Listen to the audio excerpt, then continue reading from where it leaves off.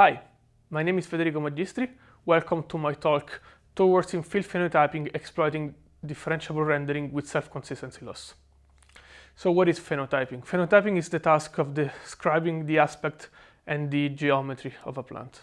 It is used by breeders to understand and evaluate the quality and the performance of the plants, so that we can get good quality food on our tables.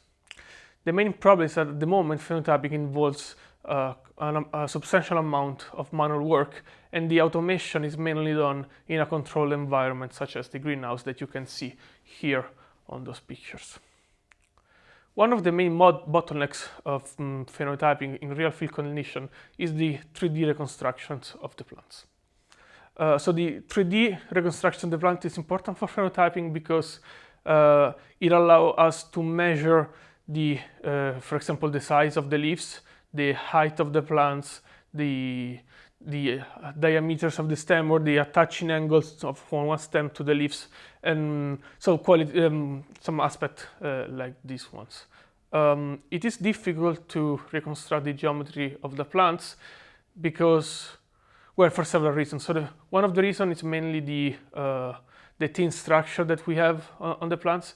So thin leaves are difficult to reconstruct with standard 3D reconstruction techniques, but also the occlusion that a plant can have with itself. So a leaf that is occluding part of the stem or other leaves, but also when the plant starts to overlap, a plant can occlude a different one in the field.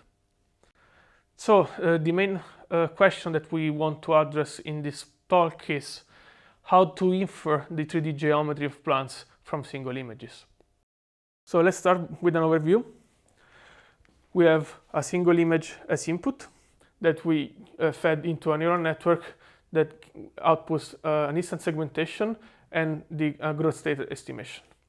Based on this growth state estimation, we can query a template database that we use to have a strong prior about the geometry of the plants. And given this template, we end up with a initial guess about a possible 3D geometry of the plants, and we want to deform this template to match the current observed images. At this point, we can define two different penalty terms, one on the 2D images and one on the 3D templates. So let me walk you through the whole process. We start again with a simple CNN. So this is the work presented by Weiler et al. To this conference. So it's joint plant distance detection and leaf count estimation for in-field phenotyping. So be sure to tune into this presentation if you want to know more.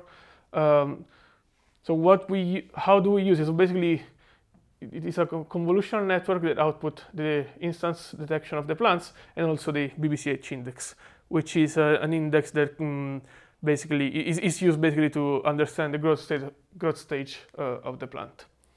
So we will use this growth stage to query our template database. So our template database is something that looks like this, where we have different plants at different growth stages, and we can do that because we know that plants grow in a similar way with a common structure. And so we build this database by starting from 3D point clouds, and it's basically just a simplified triangular mesh with some semantic information. For example, we know which nodes of the triangular mesh belongs to one leaf, or the nodes belonging to the stem, and things like this. So just a few words about how do we construct this simplified mesh starting from a point cloud. It is based on self-organizing maps. So basically we have an input grid and we have an input point cloud, so as the leaves that you can see here.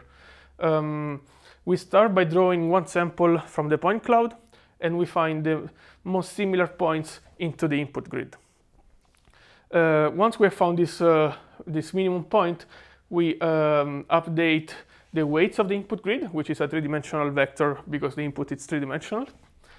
And so we update the weights of each grid based on the distance to the closest point, x star in this case. So once we have selected one template, we can render it to get to the image, so that now we can actually compare the input image with the selected template. So the main problem here is that the standard rasterization procedure is non-differentiable, meaning that we cannot use gradient-based optimization to solve this problem. What we can do, however, is to use an approximation of the gradient in the backward path, so that we can actually use learning-based techniques, for example, the stochastic gradient descent and things like this. So in this way, given our selected template, we can relate the 2D pixel in the image to the 3D properties of the shape of the geometry, such as the position of the vertices. And by deforming this position, we can actually try to align our selected template to the observed images. So now we can start our optimization procedure. Again, the input are the segmented mask, which is the output of the CNN, and the selected template, which is the output of the query on the template database. So we can now, so what we want to do is to basically compute the transformation for each vertex in the selected template so that its rendered view aligns with the observation image. We can define now two different losses, one on the 2D images and one other in the 3D space, and I will show you how to do that in the next slides. So let's start by the loss function defined on the 2D images. So again, we take the selected template, we render it with a differentiable renderer, and then we compare it with the input image. And this is something that you can see here. We then define a second loss function on the 3D space, which is inspired by the non-rigid registration literature. So we want small deformation from the selected template to the output mesh, because we want to keep the geometry and the aspect of a plant, of a plausible plant, which is encoded with this template. So how do we do that? So we first compute the length of each edge in both the selected template and the deformed template, and we want this distance to be as small as possible. We can do something similar for the triangular, so for the faces of the template. Again, we compute for each triangle in both select and deformed template. We compute the normal, and we want those normal to be as close as possible. So when we put all together, our resulting loss is basically the weighted sum of those two terms. So one, you have the rendering loss on 2D images and the self-consistency loss in 3D space, consisting of a penalty term on the edges and another penalty term on the faces of the mesh. So this results in nice deformations at the end of the optimization procedure. So here on the left, you can see the ground truth 3D point cloud obtained with a high precision measuring arm.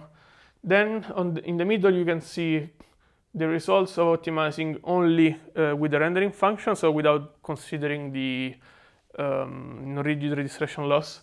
And on the right, we can see the results of our approach, where we combine all the loss together.